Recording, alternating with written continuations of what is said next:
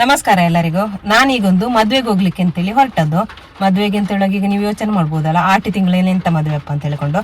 ಹೌದು, ಆಟಿ ತಿಂಗಳಲ್ಲೇ ಮಾಡಿಸುವಂತ ಮದ್ವೆಗೆ ನಾನೀಗ ಹೋಗ್ತಾ ಇರೋದು. ಅಂದ್ರೆ ನಾನೀಗ ಜೀವದಲ್ಲಿ ಇದ್ದವರ ಮದ್ವೆಗೆ ಹೋಗ್ತಿರೋದಲ್ಲ, ನಾನು ತೀರಿ ಹೋದವರ ಮದ್ವೆಗೆ ಹೋಗ್ತಾ ಇರೋದು. ಹೇಳಿ, ಅಂತ ಮರಳಿಡ್ದೆ ಅಂತ ಯೋಚನೆ ಮಾಡಿದಿರಾ? ನಾನೀಗ ಹೋಗ್ತಾ ಇರೋದು ತೀರಿ ಹೋದವರು. ನಮ್ಮ ಈಚೆ ದಕ್ಷಿಣ ಕನ್ನಡದಲ್ಲಿ ಕುಲೆ ಮದುವೆ ಅಂತ ಮಾಡಿಸ್ತಾರೆ. ನಾವು ತುಳುವಲ್ಲಿ ಕುಲೆ ಮದುವೆ ಅಂತ ಹೇಳ್ತಾರೆ, ನಾವು ಕನ್ನಡದಲ್ಲಿ ಕೊಲೆ ಮದುವೆ ಅಂತ ಹೇಳ್ತೇವೆ. ಇವತ್ತೊಂದು ಕುಲೆ ಮದುವೆ ಉಂಟು. ಆ ಮದುವೆಗೆ ಈಗ ನಾನು ಹೋಗ್ತಾ ಇರೋದು, ಅಂದ್ರೆ ನಾನು ವಿಡಿಯೋ ಮಾಡ್ಲಿಕ್ಕೋಸ್ಕರ ಹೋಗ್ತಾ ಇರೋದು. ಈಗ ನೀವು ಹೇಳ್ಬೋದಲ್ಲ, ಇದೆಂತ ಕುಲೆ ಮದುವೆಯಲ್ಲಿ ಕೂಡ ಹೋಗಿ ವಿಡಿಯೋ ಮಾಡಿ ದುಡ್ಡು ಮಾಡೋದು ಅಂತ ಹೇಳ್ಕೊಂಡು. ಹಾಗೇನಾದ್ರೂ ಕಮೆಂಟ್ ಹಾಕಿದ್ರು ಉಂಟಲ್ಲ, ಹುಡುಕಿಕೊಂಡು ಬಂದು ನಾನು ಮುಸುಡಿ ಹೊಡಿಲಿಕ್ಕೆ ನಾನು ಹೋಗ್ತಾ ಇರೋದು ಕಂಟೆಂಟಿಗೋಸ್ಕರ, ಹಣಕ್ಕೋಸ್ಕರ ಹೋಗ್ತಿರೋದಲ್ಲ. ಅಂದ್ರೆ ಈ ತರ ಮಾಡ್ತಾರೆ ನಮ್ಮ ಈಚೆ ದಕ್ಷಿಣ ಕನ್ನಡದಲ್ಲಿ, ಅದು ಜಾಸ್ತಿ. ಈ ತರನು ಕುಲೆ ಮದುವೆ ಮಾಡ್ತಾರೆ ಅಂತ ಹೇಳುವಂಥದ್ದು ನಿಮಗೆ ಅದು ಗೊತ್ತಾಗ್ಲಿ ಅಂತ ಹೇಳೋದನ್ನು ನಾನು ತೋರಿಸ್ಲಿಕ್ಕೋಸ್ಕರ ನಾನೀಗ ವಿಡಿಯೋ ಮಾಡ್ಲಿಕ್ಕೆ ಹೋಗ್ತಾ ಇರೋದು. ನಾನು ಹೋಗ್ತಾ ಇರೋದು ಈಗ ಹುಡುಗನ ಕಡೆಯಲ್ಲಿ ಮದುವೆ, ಹುಡುಗನ ಕಡೆಗೆ ಹೋಗ್ತಾ ಇರೋದು. ಈ ಹುಡುಗನನ್ನು ನನಗೆ ಒಂದು 8 ವರ್ಷಕ್ಕೆ ಮೊದಲು ನೋಡಿ ಪರಿಚಯ, ಡೈಲಿ ನೋಡ್ತಿದ್ದೆ, ಮಾತಾಡಿ ಪರಿಚಯ ಇಲ್ಲ. ಸುಳ್ಯದ ಆಲ್ಮೋಸ್ಟ್ ಜನರಿಗೆ ಈ ಹುಡುಗನ ಸಾವು ಗೊತ್ತಿರ್ಬೋದು. ಅದನ್ನು ನಾನು ಕೊನೆಯಲ್ಲಿ ಹೇಳ್ತೇನೆ.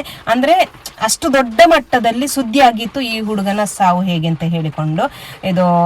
ಅದು ಆ ಹುಡುಗ ಹೇಗೋ ಇದ್ದವನು ಹೇಗೇಗೋ ಆಗಿ ತೀರಿ ಹೋಗಿದ್ದ.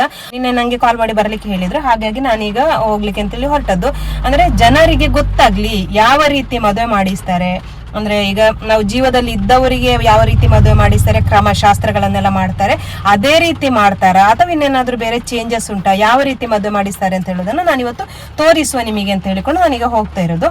ವಿಡಿಯೋವನ್ನು ಕೊನೆಯ ತನಕ ನೋಡಿ, ಈ ಹುಡುಗ ಯಾರು, ಹೇಗೆ ಅವನು ತೀರಿ ಹೋದ್ದು, ಅಷ್ಟು ದೊಡ್ಡ ಮಟ್ಟದಲ್ಲಿ ಇವನ ಸಾವು ಹೇಗೆ ಆಗಿತ್ತು ಅಂತ ಹೇಳುವಂಥದ್ದು ನಾನು ವಿಡಿಯೋದಲ್ಲಿ ಕೊನೆಯಲ್ಲಿ ಹೇಳ್ತೇನೆ. ವಿಡಿಯೋವನ್ನು ಕೊನೆಯ ತನಕ ನೋಡಿ.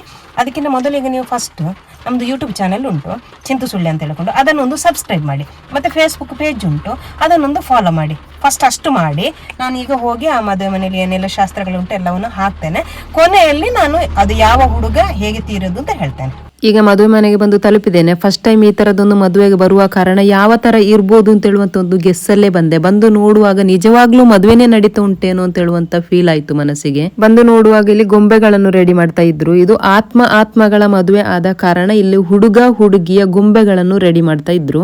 ನಿಜ ಜೀವನದಲ್ಲಿ ಮದುಮಕ್ಕಳಿಗೆ ಯಾವ ರೀತಿಯ ಬಟ್ಟೆಗಳನ್ನು ಹಾಕ್ತಾರೋ ಅದೇ ರೀತಿಯಲ್ಲಿ ಗೊಂಬೆಗಳಿಗೆ ಕೂಡ ಬಟ್ಟೆಗಳನ್ನು ಹಾಕಿದ್ರು. ಹುಡುಗನಿಗೆ ಬಿಳಿ ಶರ್ಟ್, ಪಂಚೆ, ಶಾಲು, ಪೇಟ, ಹುಡುಗಿಗೆ ಅದೇ ರೀತಿ ಸಾರಿ ಉಡಿಸಿ ಈ ತರ ಹೂವಿನ ಮಾಲೆ ಎಲ್ಲ ಹಾಕಿ ಹುಡುಗಿಯ ತಲೆಗೆ ಹೂವನ್ನೆಲ್ಲ ಮುಡಿಸಿ ಎಲ್ಲ ಗೊಂಬೆಗಳನ್ನು ರೆಡಿ ಮಾಡಿ ಇಟ್ಟಿದ್ರು. ಇನ್ನೊಂದ್ ಸೈಡ್ ಅಲ್ಲಿ ಏನೋ ಒಂದು ಶಾಸ್ತ್ರಕ್ಕೆಲ್ಲ ರೆಡಿ ಮಾಡಿಕೊಂಡಿದ್ರು. ಇದು ಯಾವ ಶಾಸ್ತ್ರಕ್ಕೆ ಅಂತ ಗೊತ್ತಾಗಿರ್ಲಿಲ್ಲ, ಹಾಗಾದ ಕಾರಣ ಇನ್ನೊಂದ್ ಸೈಡ್ಗೆ ಬಂದೆವು. ಇನ್ನೊಂದ್ ಸೈಡ್ ಅಲ್ಲಿ ಬಂದು ನೋಡುವಾಗ ಚಾದ ವ್ಯವಸ್ಥೆ ಎಲ್ಲ ನಡೀತಾ ಇತ್ತು. ಇಡ್ಲಿ, ಸಾಂಬಾರು, ಚಾ, ಮಾಲ್ಟಿನ ವ್ಯವಸ್ಥೆ ಮಾಡಿದ್ರು.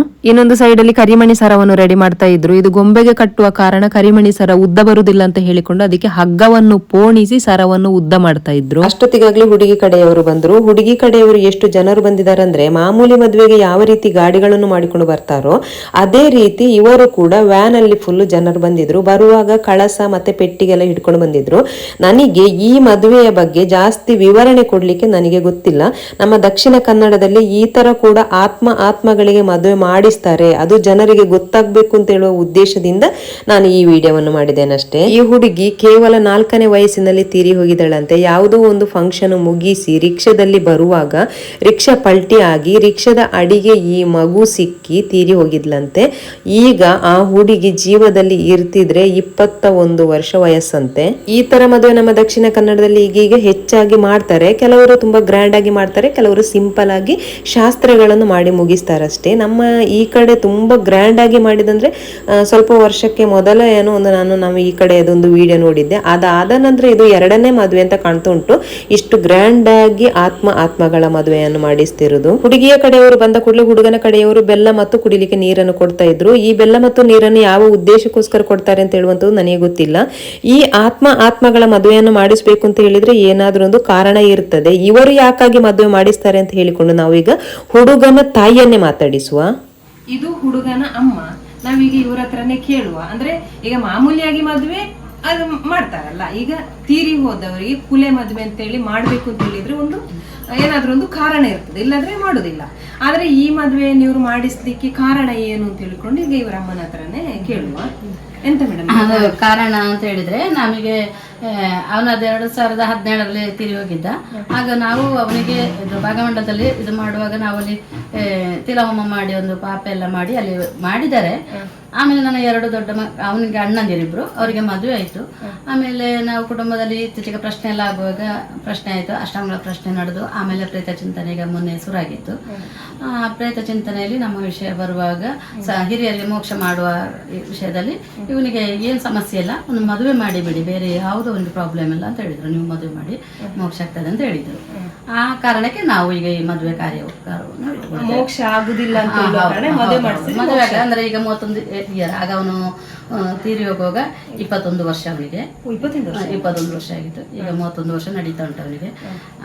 ಹಾಗೆ ಅವನು ಮದುವೆ ಮಾಡಿ ಅಂತ ಹೇಳಿದ್ರು. ಅಂದ್ರೆ ನೆಕ್ಸ್ಟ್ ಈಗ ಮಕ್ಕಳಿಗೆ, ನನ್ನ ಮಕ್ಕಳಿಗೆ ಮದುವೆ ಆಗಿದೆ, ಹಾಗೆ ದೊಡ್ಡ ಮಗನಿಗೆ ಒಂದು ಹೆಣ್ಣು ಮಗ ಆಗಿದೆ. ಆ ಮಕ್ಕಳಿಗೆ ಏನಾದ್ರು ಮತ್ತೆ ಮುಂದೆ ಅದು ಅಂದ್ರೆ ತುಂಬಾ ಕೆಲವು ಕಡೆಯಲ್ಲಿ ಹಾಗೆ ಆಗಿದೆ, ಮಾಡ್ತಾ ಇದ್ದಾರೆ. ಈಗ ತುಂಬಾ ಏಜ್ ಆದವರಿಗೆ 75 ವರ್ಷ ಆದ್ರೂ ಕೂಡ ಈಗ ಮಾಡ್ತಾ ಇದ್ದಾರೆ. ಅಂದ್ರೆ ನಿಮಗೆ ಕೆಲವರಿಗೆ ಉಪದ್ರ ನಿಮಗೆ ಆತರ ಉಪದ್ರ ಇಲ್ಲ ಉಪದ್ರ ಏನು ಕಾಣಲಿಲ್ಲ. ಬಟ್ ಅಲ್ಲಿ ಅಷ್ಟಮಂಗಳದಲ್ಲಿ ಹೇಳಿದ್ರು ನೀವು ಒಂದು ಮಾಡಿ, ನೆಕ್ಸ್ಟಿಗಿನ್ನ ತೊಂದರೆ ಆಗುದು ಬೇಡ ಅಂತ ಉದ್ದೇಶಕ್ಕೆ ನಾವೀಗ ಈ ಕಾರ್ಯಕ್ರಮವನ್ನು ಮಾಡ್ತಾ ಇದ್ದೇವೆ ನಾವು. ಅಂದ್ರೆ ತುಂಬಾ ಕಡೆಯಲ್ಲಿ ಏನಾದ್ರೂ ಅವರಿಂದ ಉಪದ್ರ ಮನೆಯವರಿಗೆ ಏನಾದ್ರೂ ಆತರ ಏನಾದ್ರೂ ಆ ಉದ್ದೇಶಕ್ಕೆ ಮಾಡಿಸ್ತಾರೆ. ನಿಮಗೆ ಆತರ ಏನು ಕಾಣಲಿಲ್ಲ ಅಂದ್ರೆ ನಮಗೆ ಏನಂತ ಹೇಳಿದ್ರೆ ಮೋಕ್ಷ ಸಿಗ್ತದೆ. ಅದು ಸಿಕ್ಕದಿದ್ರೆ ಅವರಿಗೆ ಮದುವೆ ಮಾಡದಿದ್ರೆ ನಮ್ಮ ಇಲ್ಲಿ ಏನಂದ್ರೆ ಬೆಳವಣಿಗೆಯಲ್ಲಿ ಈಗ ಒಂದು ಕೃಷಿಯಲ್ಲಿ ಎಲ್ಲಾ ವಿಷಯದಲ್ಲಿ ಸಮಸ್ಯೆಗಳು ನಮಗೆ ಅದು ಬರ್ತದೆ, ನಮಗೆ ಗೊತ್ತಾಗುದಿಲ್ಲ, ಕಣ್ಣಿಗೆ ಕಾಣದ ವಿಷಯ ಅಲ್ವಾ. ಅದಕ್ಕೋಸ್ಕರ ಮಾಡ್ಬೇಕು ಅಂತ ಹೇಳುವ ಒಂದು ಉದ್ದೇಶದ ನಾವು ಮಾಡ್ತಾ ಇದ್ದೇವೆ ಈಗ. ಗೊತ್ತಾಯ್ತಲ್ವಾ ಈ ಮದುವೆಯನ್ನು ಯಾವ ಉದ್ದೇಶಕ್ಕೋಸ್ಕರ ಮಾಡಿಸ್ತಿದ್ದಾರೆ ಅಂತ ಹೇಳಿಕೊಂಡು. ಇದೊಂದು ವಿಶೇಷ ಮದುವೆ ಆದ ಕಾರಣ ನಮ್ಮ ಸುಳ್ಯ ಸುದ್ದಿ ನ್ಯೂಸ್ನವರು ಕೂಡ ಬಂದಿದ್ರು. ನ್ಯೂಸ್ನವರು ಮಾತಾಡಿಸ್ತಿರೋದನ್ನು ನೋಡ್ತಾ ಹೆಂಗೆ ತಿರುಗಿ ನೋಡ್ತಾನೆ ಹಂಗೆ ಓಡಿ ಬಂದು ನನ್ನ 2 ಫಾಲೋವರ್ಸ್ನವರು ಮಾತಾಡಿಸಿದ್ರು. ಖುಷಿ ಆಯ್ತು. ವಿಡಿಯೋಕ್ಕೆ ಸೆರೆ ಸಿಕ್ಕವರು ಇವರಿಬ್ಬರೇ, ಆದ್ರೆ ತುಂಬಾ ಜನರು ಮಾತಾಡಿಸಿದ್ರು. ಕ್ವಶನ್ ಏನೇ ಕಾರ್ಯಕ್ರಮಗಳನ್ನು ಪ್ರಾರಂಭಿಸಲಿಕ್ಕೆ ಮೊದಲು ನಮ್ಮ ಹಿಂದೂ ಸಂಪ್ರದಾಯದಲ್ಲಿ ಮೊದಲನೆಯದಾಗಿ ಗಣಪತಿಯನ್ನು ಸ್ಮರಿಸಿ ಮತ್ತೆ ಮುಂದಿನ ಕಾರ್ಯಕ್ರಮವನ್ನು ಪ್ರಾರಂಭಿಸ್ತಾರೆ. ಹಾಗೆ ಇಲ್ಲಿ ಕೂಡ ಮೊದಲನೆಯದಾಗಿ ಗಣಪತಿಯನ್ನು ಸ್ಮರಿಸಿ ಮುಂದಿನ ಕಾರ್ಯಕ್ರಮವನ್ನು ಸ್ಟಾರ್ಟ್ ಮಾಡಿದ್ರು. ಈ ಆತ್ಮಗಳ ಮದುವೆ ಅದು ಅವರವರ ನಂಬಿಕೆ ಮೇಲೆ ಡಿಪೆಂಡ್ ಆಗಿರ್ತದೆ. ಈ ಆತ್ಮಗಳ ಮದುವೆಯನ್ನು ಯಾಕೆ ಮಾಡಿಸ್ತಾರೆ ಅಂತ ಹೇಳಿದ್ರೆ, ಹುಡುಗ ಅಥವಾ ಹುಡುಗಿ ಚಿಕ್ಕವರಿದ್ದಾಗ ತೀರಿ ಹೋದ್ರೆ ಅವರು ಮದುವೆ ವಯಸ್ಸಿಗೆ ಬರುವಾಗ ಅವರಿಗೇನಾದ್ರೂ ಮದುವೆ ಆಗುವಂತ ಆಸೆಗಳೇನಾದ್ರೂ ಇದ್ದು ಮನೆಯವರಿಗೆ ಯಾವುದಾದ್ರೂ ಒಂದು ರೂಪದಲ್ಲಿ ಸಮಸ್ಯೆ ಕೊಡ್ತಾ ಇರ್ತಾರಂತೆ. ಅದನ್ನು ಅಷ್ಟಮಂಗಳ ಅಥವಾ ಜ್ಯೋತಿಷ್ಯರಲ್ಲಿ ಹೋಗಿ ಕೇಳುವಾಗ ಇಂಥ ಸಮಸ್ಯೆ ಪ್ರೇತಗಳಿಗೆ ಮದುವೆ ಮಾಡಿಸ್ಬೇಕು ಅಂತ ಹೇಳುವಂಥದ್ದು ಏನಾದ್ರೂ ಜ್ಯೋತಿಷ್ಯರಲ್ಲಿ ಅಥವಾ ಅಷ್ಟಮಂಗಳದಲ್ಲಿ ಏನಾದ್ರೂ ಕಂಡು ಬಂದ್ರೆ ಈ ತರ ಆತ್ಮಗಳಿಗೆ ಮದುವೆ ಮಾಡಿಸ್ತಾರೆ, ಆಗ ಅವರಿಗೆ ಮೋಕ್ಷ ಸಿಗ್ತದೆ ಅಂತ ಹೇಳುವಂತ ಒಂದು ನಂಬಿಕೆಯಿಂದ ಈ ಮದುವೆಯನ್ನು ಮಾಡಿಸ್ತಾರೆ. ಈ ಆತ್ಮಗಳ ಮದುವೆ ಅವರವರ ನಂಬಿಕೆ ಮೇಲೆ ಬಿಟ್ಟದ್ದು. ಕೆಲವರಿಗೆ ಇದರಲ್ಲಿ ನಂಬಿಕೆ ಇರ್ಬೋದು, ಇನ್ನು ಕೆಲವರಿಗೆ ನಂಬಿಕೆ ಇಲ್ಲದೇನೂ ಇರ್ಬೋದು. ನಂಬಿಕೆ ಇಲ್ಲದವರು ನಿಮಗೆ ಇಷ್ಟ ಬಂದಾಗೆ ಈ ವಿಡಿಯೋಕ್ಕೆ ಕಮೆಂಟ್ಗಳನ್ನು ಹಾಕಿ ನೊಂದ ಮನಸ್ಸನ್ನು ಇನ್ನಷ್ಟು ನೋಯಿಸುವಂತ ಪ್ರಯತ್ನವನ್ನು ಮಾಡಬೇಡಿ.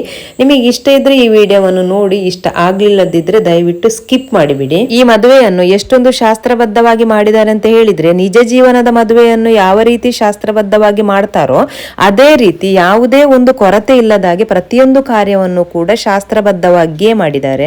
ಈ ಹುಡುಗ ಯಾರು ಅಂತೇಳಿ ನಾನು ವಿಡಿಯೋದ ಕೊನೆಯಲ್ಲಿ ಹೇಳ್ತೇನೆ ಅಂತೇಳಿ ಹೇಳಿದ್ದೆ. ಈ ಹುಡುಗನನ್ನು ನಮ್ಮ ಸುಳ್ಯದವರಿಗೆ ಮಾತ್ರ ಗೊತ್ತಿರಬಹುದಷ್ಟೇ. ಇವನ ಹೆಸರು ಜಯದೀಪ್ ಅಂತ ಹೇಳಿಕೊಂಡು, ಇವನು ಸುಳ್ಯದ ಒಂದು ಇಲೆಕ್ಟ್ರಿಕಲ್ ಶಾಪ್ ಅಲ್ಲಿ ವರ್ಕ್ ಮಾಡ್ತಾ ಇದ್ದ. ಸುಮಾರು 8 ವರ್ಷಕ್ಕೆ ಮೊದಲು ಇವನು ಬೈಕಲ್ಲಿ ಬರ್ತಾ ಇರುವಾಗ ಬೇಂಗಮಲೆ ಅಂತ ಹೇಳುವ ಒಂದು ಪ್ಲೇಸ್ ಅಲ್ಲಿ ಕಾಡು ಕೋಣ ಇವನ ಮೇಲೆ ದಾಳಿ ಮಾಡಿ ಬೆನ್ನು ಮೂಳೆ ಮುರಿತಕ್ಕೆ ಒಳಗಾಗಿ ಸುಮಾರು ಒಂದು 6 ತಿಂಗಳುಗಳ ಕಾಲ ಇವನು ಕೋಮಾದಲ್ಲಿ ಇದ್ದ. ಇವನ ಸಾವು ದೊಡ್ಡ ಮಟ್ಟದಲ್ಲಿ ಸುದ್ದಿಯಾಗಿತ್ತು, ಎಲ್ಲ ಪೇಪರ್ ಅಲ್ಲಿ ಕೂಡ ಬಂದಿತ್ತು. ಅದೇ 6 ತಿಂಗಳು ಕಳೆದ ನಂತರ ನಮ್ಮ ಸುಳ್ಯ ಸುದ್ದಿ ಪೇಪರ್ ಅಲ್ಲಿ ಬಂದಿತ್ತು, ಸಹಾಯ ಹಸ್ತ ಕೇಳಿಕೊಂಡು. ಹೇಗೋ ಇದ್ದ ಹುಡುಗ 6 ತಿಂಗಳು ಕಳೆದು ನೋಡುವಾಗ ಅಸ್ಥಿ ಪಂಜರ ತರ ಕಾಣ್ತಿದ್ದ. ಅದಾಗಿ ಸ್ವಲ್ಪ ದಿವಸದಲ್ಲಿ ಅವನು ತೀರಿ ಹೋದ. ಆ ಹುಡುಗ ಇವತ್ತಿಗೂ ನನ್ನ ಕಣ್ಣೆದುರು ಬರ್ತಾನೆ. ಹೆಚ್ಚಾಗಿ ಜೀನ್ಸ್ ಶರ್ಟ್ ಹಾಕ್ತಿದ್ದ, ಸ್ಪ್ಲೆಂಡರ್ ಬೈಕ್ ಅಲ್ಲಿ ಓಡಾಡಿಕೊಂಡು ಇದ್ದ. ಅಂತ ಜಯದೀಪ್ನ ಆತ್ಮದ ಮದುವೆಯನ್ನು ನಾನು ವಿಡಿಯೋ ಮಾಡ್ಲಿಕ್ಕೆ ಹೋಗ್ತೇನೆ ಅಂತ ಹೇಳುವಾಗ ಏನೋ ಒಂಥರ ಫೀಲ್ ಆಗ್ತದೆ. ಎಷ್ಟೇ ಅದ್ದೂರಿಯಾಗಿ ಮದುವೆ ಮಾಡಿದ್ರು ಕೂಡ ನಿಜ ಜೀವನದಲ್ಲಿ ಆಗುವ ಮದುವೆಯ ಆ ಖುಷಿ ಈ ಮದುವೆಯಲ್ಲಿ ಖಂಡಿತವಾಗಿಯೂ ಇರಲಿಲ್ಲ. ಏನೋ ಒಂದು ಫೀಲ್ ಇತ್ತು, ನನಗೇನೆ ಆ ತರದ ಫೀಲ್ ಇತ್ತು ಅಂತ ಹೇಳುವಾಗ ಆ ಮನೆಯವರಿಗೆ ಯಾವ ತರ ಫೀಲ್ ಇರಬೇಡ ಅಂತೇಳಿ ಯೋಚನೆ ಮಾಡಿ ಇಂಥ ಪರಿಸ್ಥಿತಿ ಯಾವ ತಂದೆ ತಾಯಿಗೂ ಬರುದು ಬೇಡ ಅಂತ ಹೇಳಿಕೊಂಡು ನಾನು ಈ ವಿಡಿಯೋದ ಮುಖಾಂತರ ಕೇಳಿಕೊಳ್ತಿದ್ದೇನೆ ಅಷ್ಟೇ.